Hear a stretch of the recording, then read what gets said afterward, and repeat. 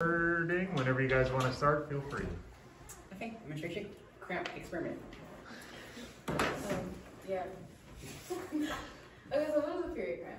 A period cramp is basically when your uterus is not receiving enough oxygen, so it cramps all the way in, and when it receives oxygen, it starts to expand. Next slide. Yeah, that's pretty much the same thing. Muscles in the uterus contract, blood vessels start to compress, the blood supply is reduced, oxygen is reduced. Right. Chemicals trigger pain and hormones are released, and then certain hormones can be stronger and cause like more intense cramps, or some are like not that intense. So some people are like, I don't get cramps, so, like they get them, but they're really, really small. So we had two research questions. The first one was, how do period cramps affect the person's ability to perform tasks? And the second one was, can people without period cramps withstand the average period cramp while doing simple tasks? And so our hypothesis was, a person without a period cramp won't be able to withstand a normal period cramp while doing average tasks, for example, typing and writing. Okay, so what is a TENS unit? A TENS unit is, I forgot the first word, but I know it's long. Yep, transcutaneous nerve stimulator. Nerve stimulator, and the way that, oh wait, I think this happened slide. Okay, no, this is Oh yeah, okay, so our procedure was 3 phases. So phase 1 was figuring out activities to measure by writing a list of what is done daily and then pick those activities. Then phase 2 was gathered a group of period havers to see which pain setting matched the pain of period cramp on TENS unit. Phase 3 was gathered the average of period havers and made non-period havers start from that level and started them doing those simple tasks from there. Okay, so the tasks that were performed were writing and typing. So writing was participants wrote a series of sentences while experiencing the artificial period cramps, and for typing, we made the participants type a paragraph on the unit as well. And okay, so here's like examples of what exactly works in assistive paragraphs. So the sentences that were done were, my name is blank, and today's date is whatever the day that was done. And so basically, like, everyone's name is different, yes, but we were measuring like the difference in between like how they did it originally and how we did it after. And then the paragraphs are done through the typing website, typing.com. And so basically, they're all the same kind of level and also the same kind of like length. And so that was what we were going for, and that was because we didn't want them to do the same thing over, so that way we could measure authentically how much time it took. Okay, so this was our graph for period havers. So we basically just had 8 different people who had periods tell us at which level they felt that it felt like a period cramp. And the way that we did this was we placed it on where their uterus is. And for those non-period havers, we did 1 inch under the belly button and 2 inches apart, basically to say like this is your imaginary uterus and this is where period cramp would normally happen if you were to have them. So yeah. And so the graphs for writing, so the blue is the non-period havers and the red is the average period cramp. So for tugging, it was in the middle between 10 and 15, and for pins and needles, it was in the middle, but a little bit lower. So for non-period havers, the intensity was kind of low compared to what the period havers had for red. They felt that the period cramp for them was at a little bit higher. For pins and needles, non-period havers were able to have a higher intensity than people with periods. okay, so this is for the typing. So there's 3 different graphs right here. So we have the average words per minute, we have the average accuracy percentage, and the average number of seconds for the typing. So we'll start with the words per minute. So basically there's 5 different columns. One is the normal, which is basically just the without any like unit on, just like regular. PNN just means pins and needles. That was the saying that we used. Tugging, and then we had the highest level that they can go with the pins and needles, and then we had the highest level they could go for tugging. As you can see here, for average words per minute, you can see the averages for all of these, and they were pretty normal for that one. And then average accuracy percentage, those are all pretty even. They were actually that's actually pretty surprising to me. So that's basically all the same, like very close to the same. And then average number of seconds, as you can see, that fluctuated based on different settings. And tugging, that was the highest words, the highest number of seconds they could type. You can see that it changed from normal to tugging. A lot of the times of like observing in a room, you can see that they were just trying to hurry up and get the paragraph over with, which is why it's a good amount of increase from the normal amount of time that it took for them to write a regular paragraph with no tense unit versus the amount of time that it took them on tugging. A lot of the time it was just like they were trying to scramble through the paragraph before like actually seeing what it was. And then this is continued for the tugging task. So basically, so the blue represents non-period havers and the red represents the average period camp, or like people who experience it.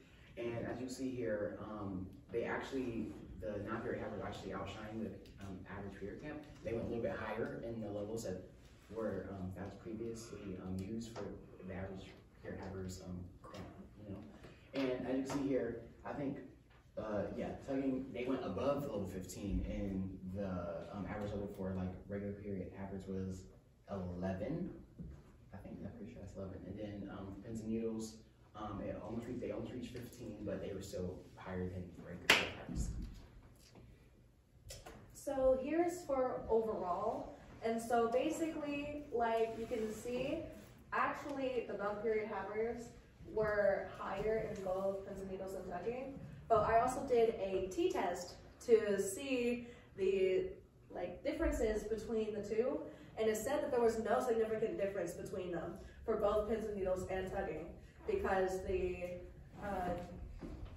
p-value that came out of the t-test is basically saying how much is the significant difference, and the p-value was a large number above the baseline for a significant difference.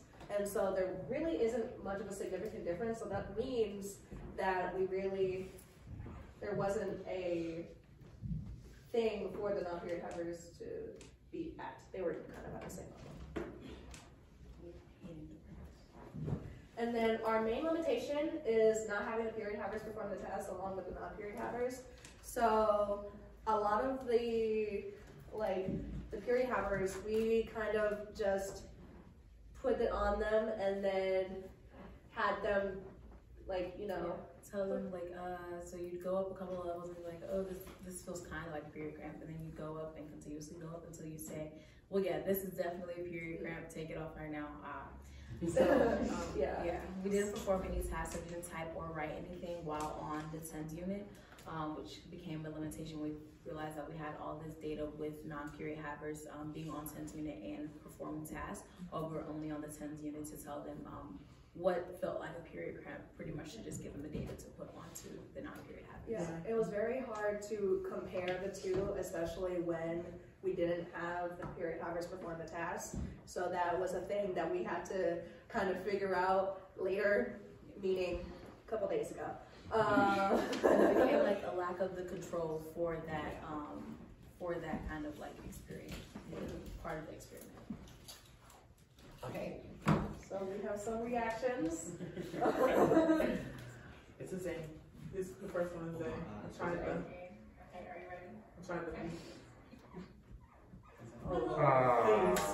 There's a sign. I think we're not gonna have time for the reactions. Do you guys have any last things? I want to make sure you have time for questions, and people can see reactions later if they want. Okay. So was our hypothesis correct? So basically, based on the results, it wasn't correct. Almost all the substances that did finish could keep the average of 13 and 11 based on the intensities. Also, this experiment showed that non-period havers can perform tasks with metric codes if they don't tap out. So That is our a participants did tap out. yes. Which that is is why our data is so close when it comes to the value and like the accuracy. A lot of them tapped out, which I kind of just am like, our hypothesis is true based off of who tapped out. Yes. So it turns out that 6 out of our 10 participants who were non-period havers actually did tap out at least once. So that means that this data is based off of data that we do have. So our hypothesis for this is it wasn't correct for the data that we did get. So, you know, it was a thing of, hey yo, we can't we can't put this data in if they didn't do it. Right. So this is the data we do have, and the hypothesis was proven wrong. Thank you. Question. Yes. Can you go back just one second? I definitely understand what you're saying with the different colors, but I think kind of you're measuring two different things here, right? Because like the red is what like the period havers their threshold was for. This feels like a cramp, and the blue was like the maximum they could possibly go, right? Or what exactly were you measuring with the non-period haver group? The blue is the blue is what level we could go for intensity, and Just like, so is that like until they tapped out or until they were like stop? Until they could perform it. Yeah, exactly. Until they feel like I can't perform, or we went up until they said this is where I feel comfortable performing a task, and then we went down so that it would still be comfortable for them to have the ability to perform the task. Okay. So with you saying that your hypothesis wasn't correct, how do you like account for the people who did not finish? Because I feel like if you did include that in your data, then your hypothesis like would be proven correct. If you did include the non-finishers, Well, we can't include that data because there wasn't any data. Yeah. right? So like we started, and it would be just like non-available to put into a graph, so it really wasn't any numbers that we could put in. Yeah, it would just be like a 0. So for the non-period cramp havers, you had them perform tasks until they couldn't perform a task due to the level of intensity. Pretty much. Like we had them go up to a level where they felt like we're comfortable performing a task, perform the task, and then measure error within, like if it was typing, then the accuracy, how long it took you to do it, things like that. And then when I'm writing your name and the date, we did if they could write it, how long it took, and then like kind of like how sloppy your handwriting gets or things like that. And for the period cramp havers, you didn't have to perform those tasks. Exactly. That was our limitation for the control. If you had the so for the data with the non-period cramp havers, the ones that did tap out, wouldn't that kind of be more actually never mind, that's not a really good question. Okay. Do you think that having the period cramp havers actually on those periods, like physically experiencing those cramps would have changed your data? Because like as a period cramp haver, like I can't tap out like with this, like I'm just like stuck with it. Yes. So do you think that would change? We made sure that they weren't on their periods or experiencing cramps currently. Because of research that was done since the mid-90s of people actually putting on TENS units while on their periods, and they experienced a pain relief. Yeah. And so basically we were just like, are you on your period? No? Cool. We can do it. And then I wondered too, like maybe having them on the period without putting a TENS unit on them, so they don't experience the pain relief, like that.